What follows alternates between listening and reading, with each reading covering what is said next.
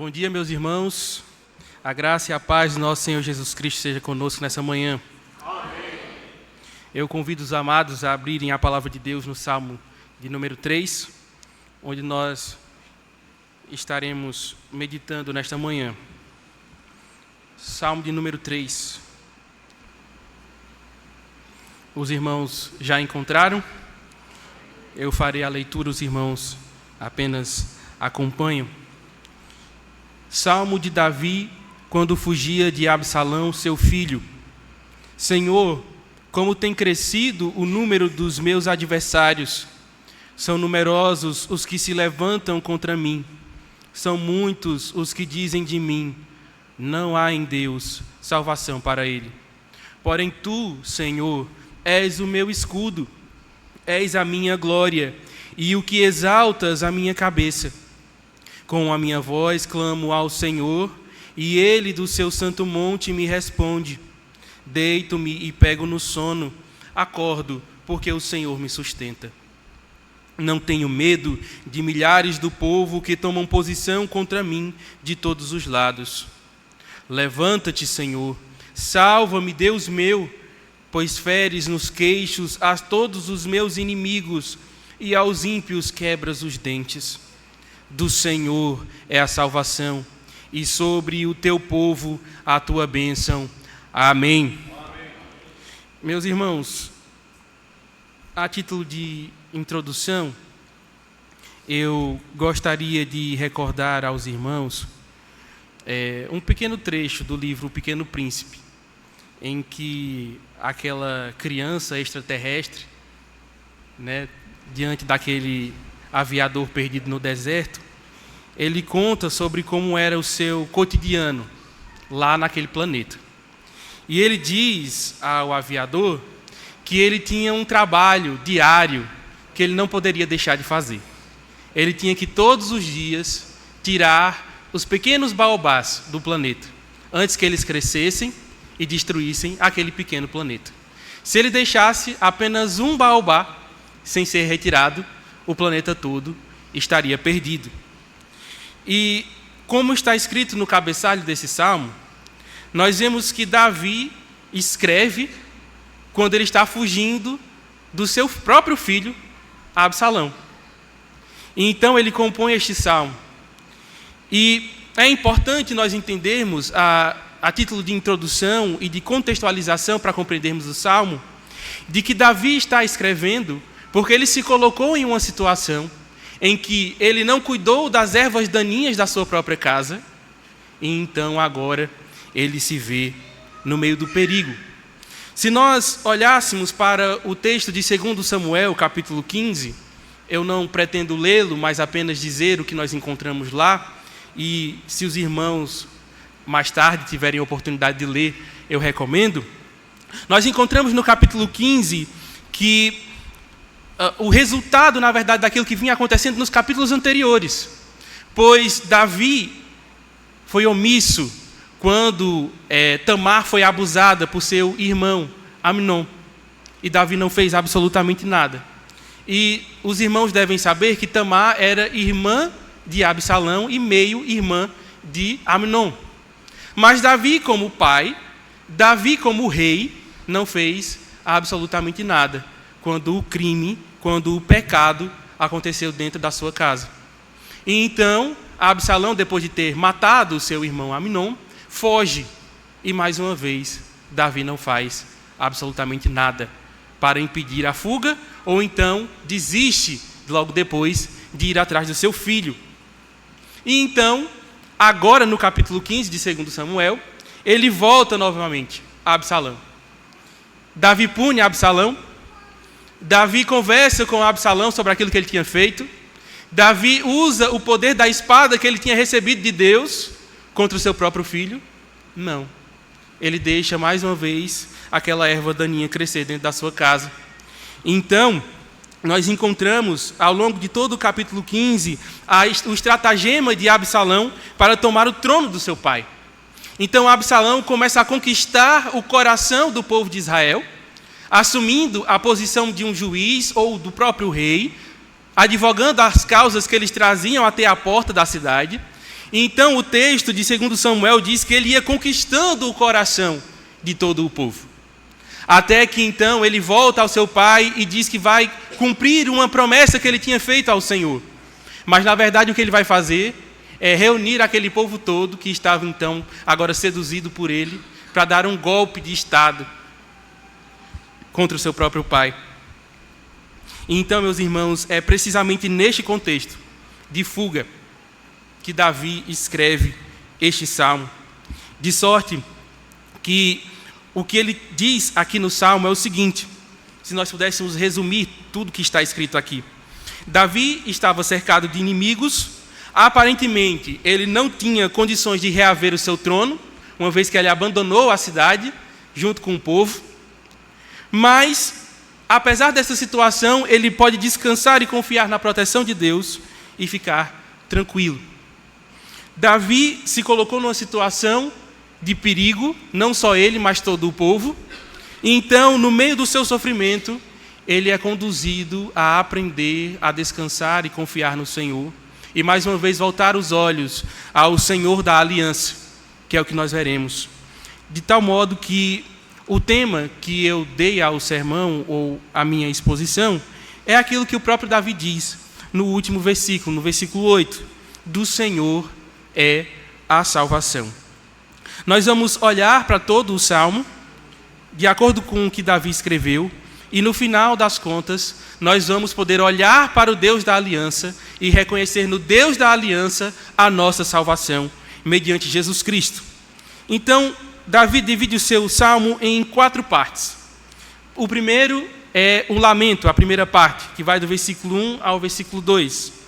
Em seguida, ele passa a demonstrar a sua confiança em Deus nos versículos 3 ao versículo 6. No versículo 7, ele faz uma súplica, e no versículo 8, ele louva a Deus. Mas eu gostaria de começar com os irmãos pelo começo. Então vamos ver o lamento de Davi nos versículos 1 e versículo 2, que diz assim: Senhor, como tem crescido o número dos meus adversários. São numerosos os que se levantam contra mim. São muitos os que dizem de mim, não há em Deus salvação para ele. Como eu já disse, meus irmãos, no contexto, Davi não está se referindo aqui aos filisteus, por exemplo, que nós lemos aqui na leitura continuada. Ele não está se referindo a esses inimigos comuns do povo de Israel. E, infelizmente, ele está escrevendo, na verdade, sobre o seu próprio povo. Não são os filisteus, não são os amorreus, não são os amonitas, não são nenhum desses. Mas imaginem a situação de Davi ao compor e saber que aqueles que são seus adversários, aqueles que são numerosos contra ele, aqueles que dizem que não há salvação para ele em Deus, são os de sua própria casa, são o seu próprio povo. São aqueles que há algum tempo atrás estavam exultantes, dizendo que Davi matava mais do que Saul. Aquele mesmo povo que se alegrou quando ele livrou-os dos filisteus, matando então Golias. Esse mesmo povo que exultou no rei, agora se juntou ao seu filho e o mandou embora. Mais do que isso, meus irmãos, o pecado de Davi em não ter cuidado da sua própria casa estava fazendo com que o nome do Senhor fosse então ultrajado. Maior do que o sofrimento que ele mesmo estava experimentando e aqueles que estavam com ele, era o fato de ele ter envergonhado o nome do Senhor. Era o fato de ele ter colocado o nome do Senhor na boca dos ímpios. Como assim? O Deus de Israel, o Deus que livrou o povo no Egito, o Deus que abriu o Mar Vermelho, o Deus que fez maravilhas por aquele povo. Como alguém poderia dizer que esse Deus não pode salvar alguém? Mas por causa do pecado de Davi, as pessoas estavam dizendo isso. Mas, por incrível que pareça, o que se esperava então era de Davi alguém extremamente amargurado, triste, rancoroso por a sua situação, mas o que nós encontramos é, na verdade, alguém que descansa. Vamos ver agora, meus irmãos, aquilo que está nos versículos 3 ao versículo 6. Porém tu, Senhor, és o meu escudo, és a minha glória e o que exaltas a minha cabeça. Com a minha voz clamo ao Senhor, e ele do seu santo monte me responde. Deito-me e pego no sono, acordo porque o Senhor me sustenta. Não tenho medo de milhares do povo que tomam posição contra mim de todos os lados. Então, meus irmãos, apesar dos seus próprios pecados, eu realmente recomendo aos irmãos que acompanhem lá o contexto de Samuel, em que Simei vai até Davi e diz: não, o Senhor que está te amaldiçoando mesmo, homem de sangue. Deus está requerendo o sangue das tuas mãos. Então Davi, extremamente amargurado, perdido, tem que ouvir esse tipo de coisa. E então até o comandante pergunta a Davi: mas o Senhor vai deixar ele falar isso do Senhor? E aí Davi responde: e se for isso mesmo que o Senhor está fazendo comigo? E se de fato o Senhor está requerendo de mim o sangue das minhas mãos? Que o Senhor faça a sua vontade. E é interessantíssimo, meus irmãos, ainda no contexto de que Davi sobe ao Monte das Oliveiras e chora copiosamente na presença do Senhor. Mas os capítulos vão se desenrolando e de forma poética nós vemos aquilo que está no coração do rei, de que apesar do seu sofrimento, apesar da sua angústia, ele pode confiar no Senhor. Ele pode descansar no Senhor. Apesar de os seus pecados o terem colocado numa situação difícil, ele reconhece no Senhor o seu caráter misericordioso, o seu caráter bondoso, o caráter principal de Deus, que está relacionado ao fato de ele ser um Deus que faz aliança com os homens. Davi está descansando em um Deus que sustenta, que mantém a sua palavra. Ele não está confiando aqui na força do seu braço. Ele não está confiando no homem que empunhava uma espada e que matava milhares. Ele não ia deitar e botava a sua espada fincada na terra e fazia uma oração a ela. Não. Davi se deitava e descansava, entoando louvores a Deus, quem sabe, com o seu coração tranquilo. Muitas vezes, nós nos colocamos em situações como essa. Por causa dos nossos pecados, nós nos colocamos em angústias e o nosso coração é turbado. Mas eu gostaria, meus irmãos, de convidá-los mais uma vez, como o Senhor já fez nesta manhã, a olhar para os nossos pecados, sim, confessá-los diante do Senhor, mas reconhecer em Deus o seu caráter misericordioso e bondoso, para que nós possamos voltar a descansar e confiar no Senhor. A confiar no Deus que de fato pune os nossos pecados, puniu-os em Cristo Jesus, e que de fato nos corrige, porque somos seus filhos. Mas o Deus que nos ama, o Deus que nos quer bem, o Deus que quer nos ensinar dentro das provações, no meio do fogo. E isso deve nos alegrar bastante. Davi demonstra 4 coisas aqui nesses versículos que nós lemos. No versículo 3, ele está mostrando a confiança dele na proteção de Deus. Ele diz: porém tu, Senhor, és o meu escudo, és a minha glória e o que exaltas a minha cabeça. Eles estavam dizendo: o Senhor não pode salvá-lo. Mas Davi está dizendo: não, ele é o meu escudo. É aquilo que vai na minha frente. É aquilo que é a minha proteção. Vocês dizem não há salvação. Eu digo o contrário. Há salvação em Deus. No versículo 4, ele demonstra a sua segurança na resposta de Deus ao seu clamor por socorro. Ele diz: com a minha voz clamo ao Senhor, e ele do seu santo monte me responde. Ele está olhando fixamente para o Deus da sua salvação e ele tem plena segurança de que ele será ouvido. Talvez não salvo, mas ouvido. Talvez ainda haja esperança. E ele ora ao Senhor, ele clama ao Senhor em seu desespero e agonia. E ele sabe de que no santo monte do Senhor há resposta para ele. No versículo 5, ele demonstra ainda tranquilidade, pois ele pode descansar, mais uma vez eu digo, seguramente em Deus. Deito-me e pego no sono, acordo porque o Senhor me sustenta.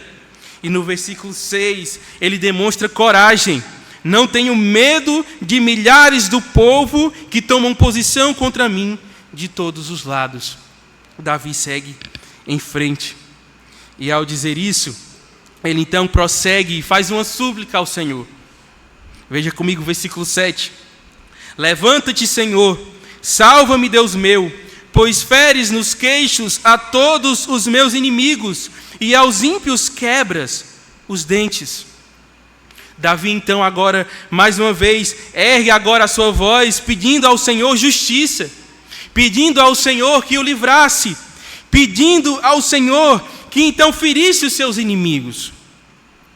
E eu gostaria de chamar a sua atenção para algo muito importante aqui.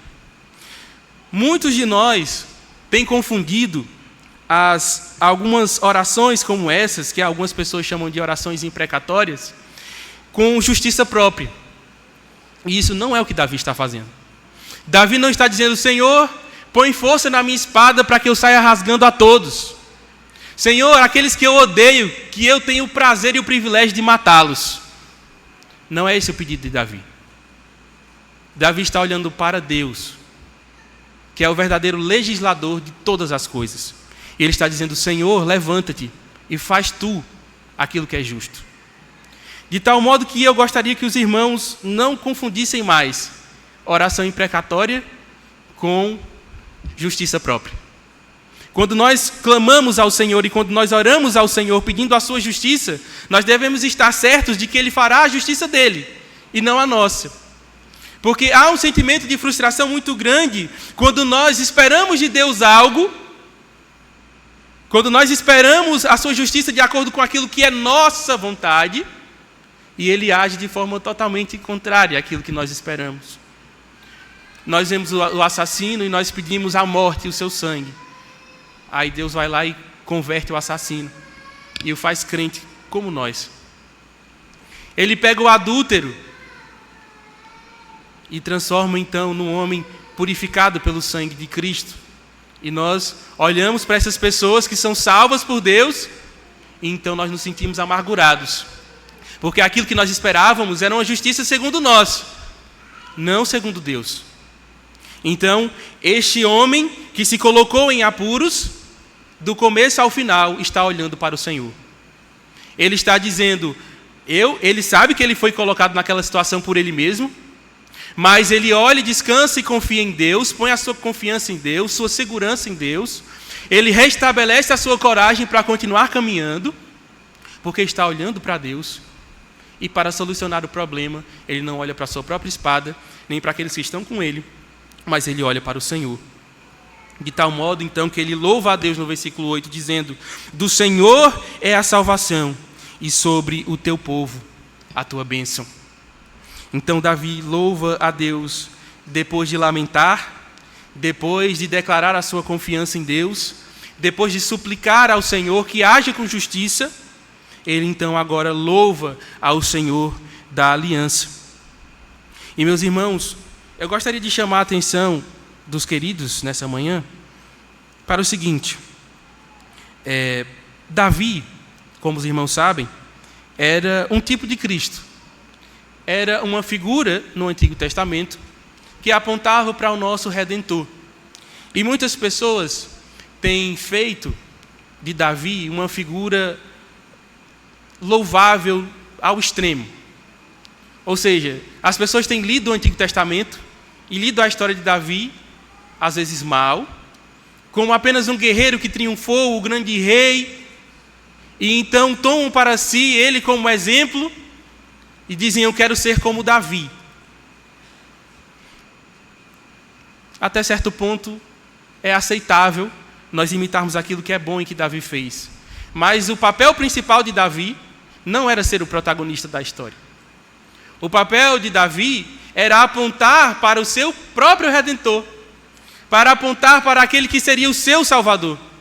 Assim como todos os crentes de todos os tempos olhavam para Cristo, o descendente, Davi também olhava para esse descendente que viria. Ele sabia que ele era o rei, mas ele não era o rei com R maiúsculo. De tal modo que quando nós lemos que ele diz do Senhor é a salvação, ele está olhando para o Deus da aliança, e nós devemos também olhar para o Deus da aliança.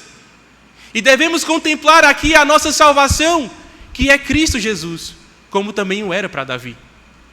Davi falhou não retirando as ervas daninhas de dentro da sua casa, causando morte dos seus filhos, a destruição da vida da sua filha, causando então a ruína temporária do povo de Israel, o que mostra que Davi precisava ser salvo também.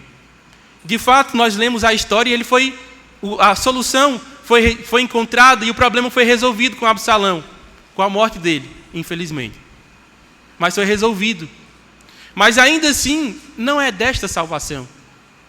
Não é esta salvação que interessava a Davi. Não é esta salvação que nos interessa. A salvação das questões físicas ou dos problemas desse mundo. Aquilo que nós precisamos é algo duradouro, algo que seja eterno, algo que nos livre da nossa condição de pecado, algo que nos livre da morte e dos tormentos eternos. De tal modo que nós contemplamos aqui a Cristo Jesus, o nosso Senhor. Davi está olhando para o Deus da aliança, e eu digo, olhe para o Deus da aliança. Davi trouxe problemas para o povo, mas Jesus Cristo, como rei, que entrou na cidade sobre um jumento, ele trouxe salvação para o reino. O reino estava em paz com Davi e ele trouxe calamidade. Em Israel havia calamidade quando Cristo veio e ele trouxe a paz, como nós acabamos de cantar. Paz na terra entre os homens, a quem ele quer bem. Davi cometeu vários e vários erros com seus filhos. Davi fez coisas abomináveis, derramando sangue inocente dentro do povo de Israel, mas o nosso Redentor derramou seu próprio sangue em nosso favor. Ele morreu para vencer os nossos inimigos. Ele morreu para vencer as potestades do ar, que se vangloriavam de nós, que nos vilipendiavam. E na cruz do Calvário, como está em Colossenses, ele vence eles, os nossos inimigos, de forma que nós podemos nos alegrar no Senhor, de modo que nós podemos louvar ao Senhor que nos salvou. Quando nós olhamos para o Salmo 2, anterior ao Salmo 3, nós vemos que o nosso Senhor Jesus é o ungido de Deus, aquele que o Senhor levantou para guiar e governar as nações. Ele diz que ele é o seu ungido, e ele adverte os reis da terra, dizendo, tomem cuidado, beijem os pés do rei, para que sua ira não se acenda contra vocês. De tal modo que nós podemos olhar para Deus e descansar seguros.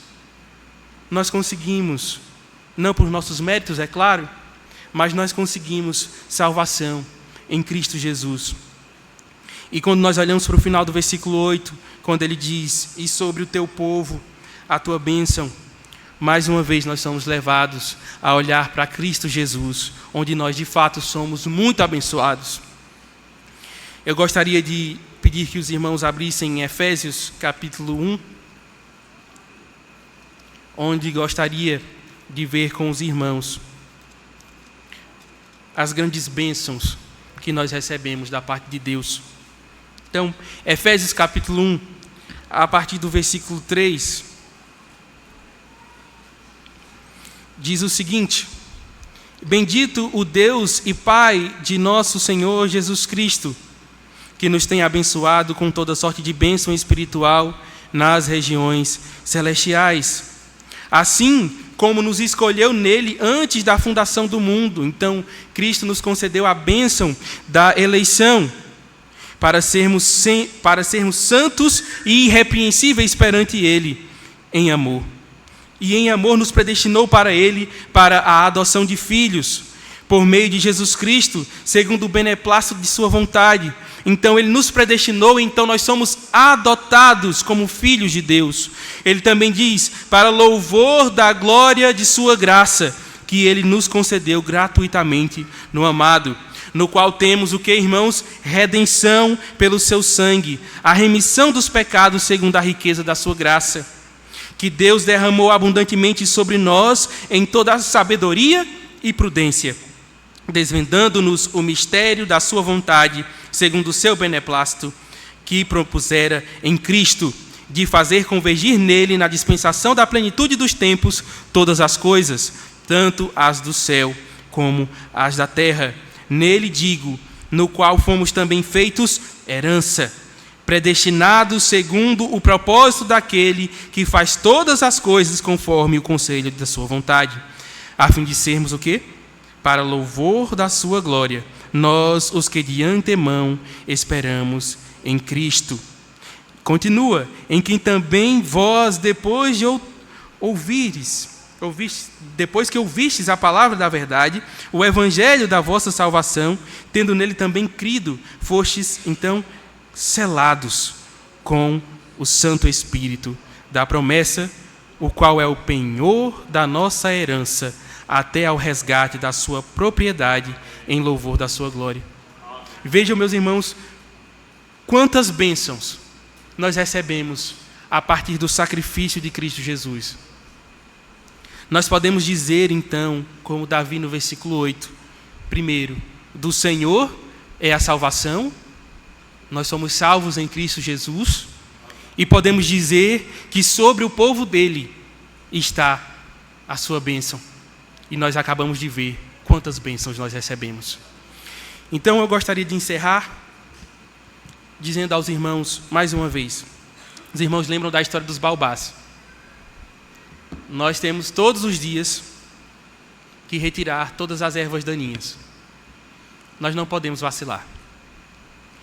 O nosso pecado, ele nos coloca em situações sempre complicadas, nunca favoráveis.